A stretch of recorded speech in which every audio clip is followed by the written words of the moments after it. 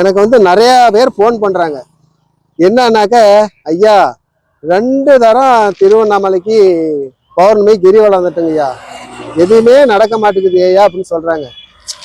நான் என்ன சொல்றேன் இந்த பக்தர்களுக்கு, அதாவது அந்த சிவபெருமானுக்கு தெரியும் எப்ப கொடுத்தா அதை நீ கரெக்டான வழியில பயன்படுத்துவ அப்படின்னு அவருக்கு தெரியும்.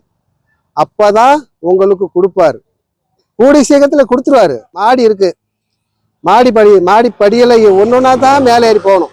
அந்த மாதிரி சிவபெருமான் உங்களுக்கு கொடுப்பாரு, சரிங்களா?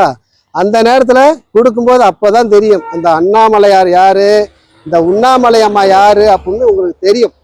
தொடர்ந்து வாங்க, ஸ்டெப் ஸ்டெப்பா தான் மேலே ஏறணும். எடுத்த உடனே அப்பா யாருக்கும் கொடுக்க மாட்டார். மறுபடியும் சொல்லிக்கிறேன், எந்த நேரத்துல கொடுத்தா நீ அதை பயன்படுத்துவேன்னு அவருக்கு தெரியும். அப்போ கொடுப்பா, நீங்க அப்போ பயன்படுத்திங்க. ஓம் நமச்சிவாய.